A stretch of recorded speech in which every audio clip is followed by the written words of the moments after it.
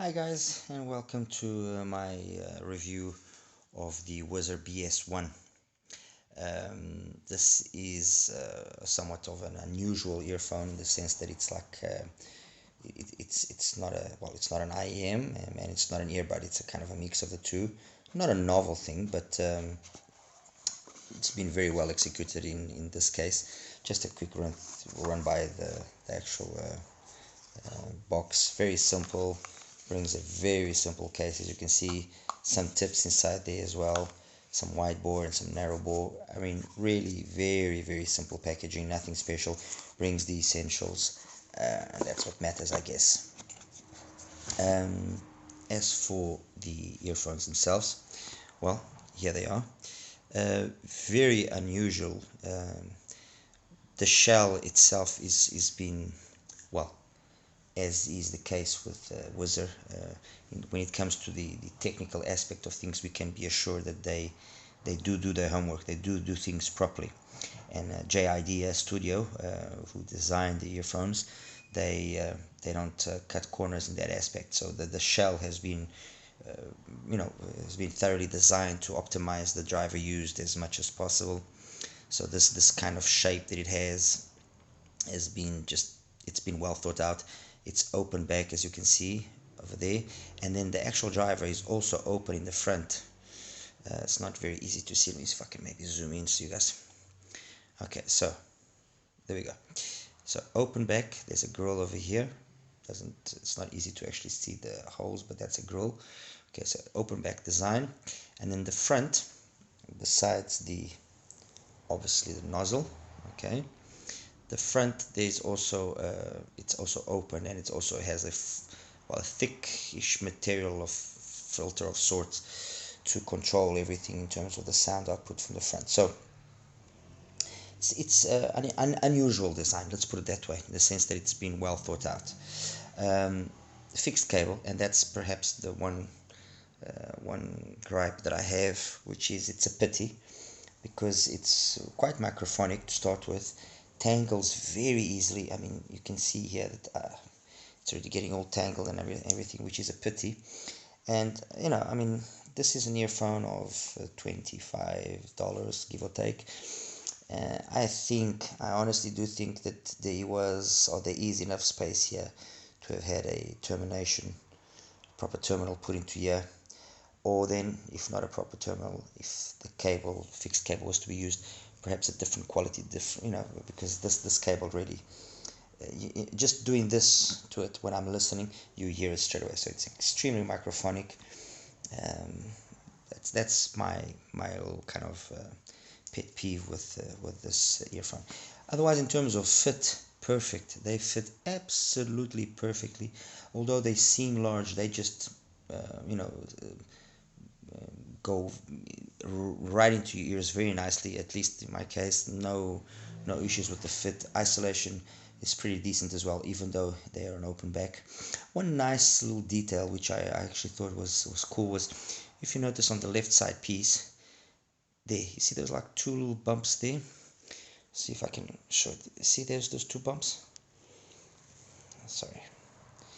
On the actual stem by the cable. Well, that's to identify, for blind people, to identify left side and right side. That's pretty cool. It's a nice one, WHIZZER. Nice one. Anyway, onto what we all want to know. Sorry, let me just. There we go. Zoom. There we go. Again, I did all my listening with the TK2 and my Megatron.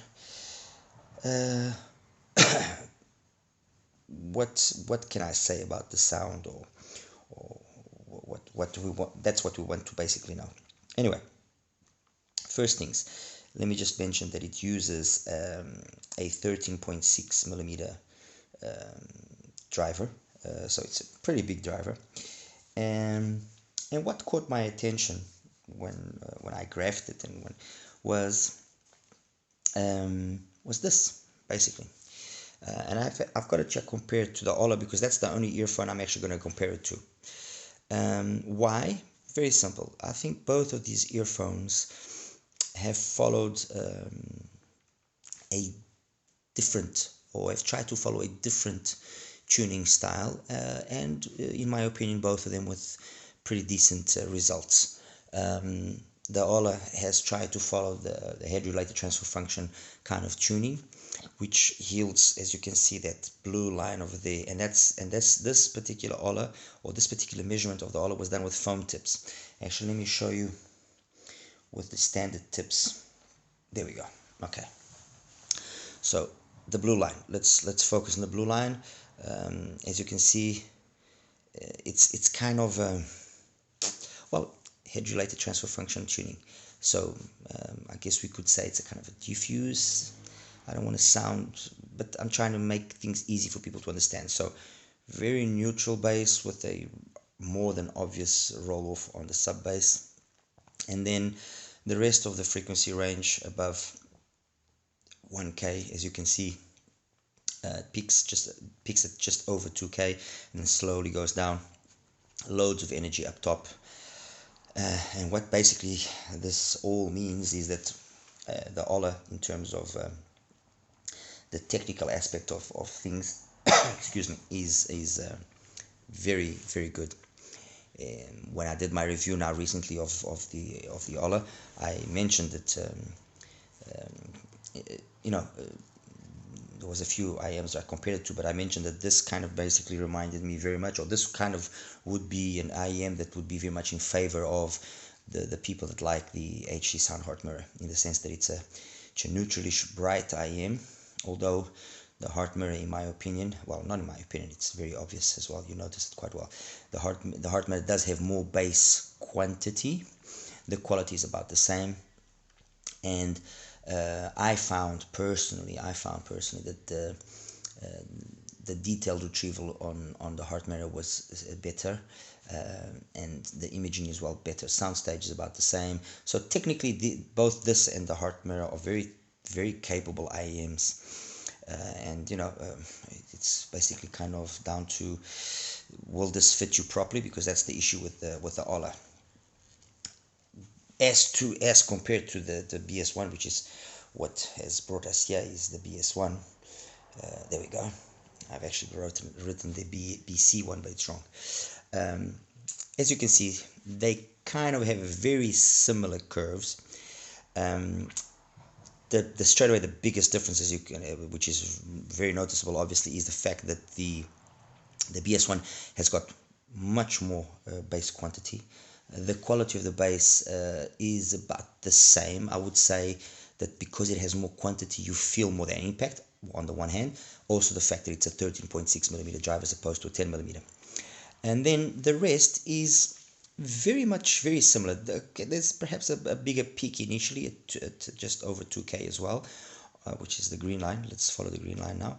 And then obviously, as you can see by the graph as well, there's less information past 8K. So it's a darker IM overall, but the funny thing is that they seem to have tried to follow the same philosophy in terms of tuning. So some diffuse field sort of tuning, and they've both been, in my opinion, very successful.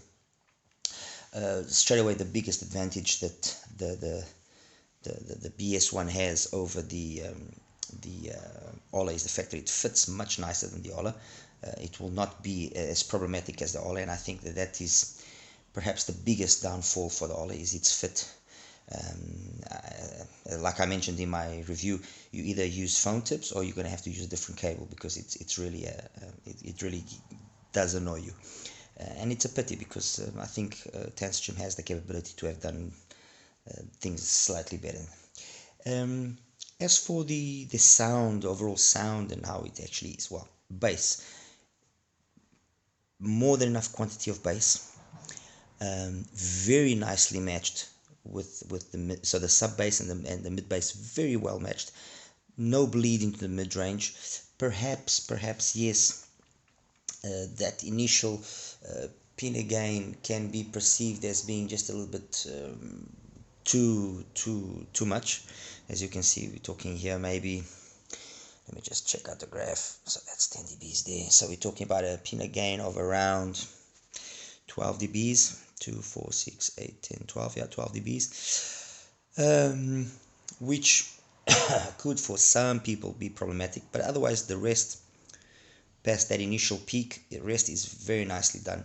There's no real there's no sibilance that I could make. Oh no, this is being sibilant. There's no real sibilance to be pointed. There's no forwardness or excessive forwardness in the vocals. Maybe one or two female voices just sound a little bit more on the edge, but that's about it. But overall, bass, mid-range, vocals, instruments, they sound very nice, very true in terms of its tonality and timbre. If perhaps the Ola can at times sound a little bit too thin, although correct, the tonality and the timbre, it's somewhat a little bit thin. This is not that. This doesn't have that issue. So I found the tonality and the timbre, sorry. Who's timbre? I found the tonality and the timbre of the BS1 to be very correct, very natural. It's very organic sounding. It's one of those earphones that it's very easy to like it, because it really does surprise you. You're not expecting it to sound this pleasant. In terms of its technicalities, well, compared to the Ola, yes, the Ola does have superior detail retrieval. I'll give it that much. And having superior detail retrieval, yes, it will have also better imaging in soundstage. But that doesn't mean that this is bad or not good. No, for the price, pretty decent soundstage, pretty decent detail retrieval. Perhaps maybe the imaging can get a little bit smeared sometimes, but otherwise, again, nothing that I would really consider to be a deal breaker.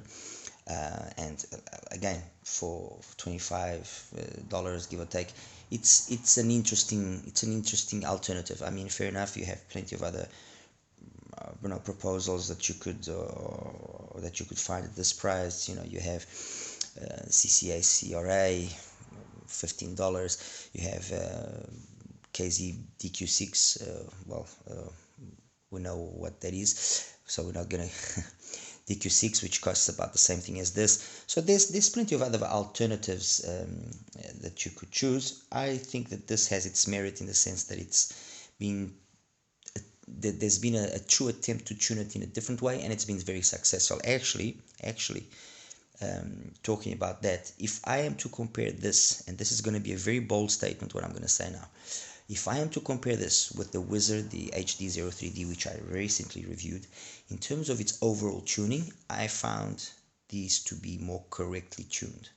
There's no area of the frequency response of what is being reproduced up to about 8-9K that is overemphasized in such a way that it has been overemphasized in the HD03D. There's no bloat in the mid bass. There's no nothing. And in that aspect, goes to show that WHIZZER do have the capability of tuning correctly. And as I mentioned in my review of the HD03D, I mean, they tuned it that way because that's what they thought would be the ideal. For me personally, it's not. But comparing the younger brother, this cheap entry-level earphone to the WHIZZER HE03D, sorry, this for me is more well-tuned. Definitely more well-tuned. And yeah, guys, that's basically it. Like I said, I just compared it to the Ola because I found them to have very similar tuning signatures, very different to the majority of the tuning signatures that you find out there.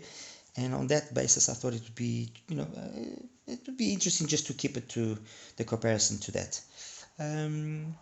As always, I mean, this is all based on what I listen to, what I like to listen. I'll obviously be posting my Spotify link for you guys to see the music that I like listening to. And it could be different with other music genres. Maybe it will satisfy. But definitely one thing I can say for sure: if you are a person that is not if you're a person that is treble sensitive, if you don't like your treble to be all sparkly and blah blah blah blah, this is a very, very nice IEM for you. Nice vocals, nice instruments, nice bass, everything. It's very well done, very well executed, and I mean, for the price, it's not going to break the bank, I guess. Alright, anyway guys, thank you, take care. Please subscribe if you like the content that keeps me going, keeps me motivated, and trying to bring you, as always, the best possible reviews that I can. All right, take care. Bye bye.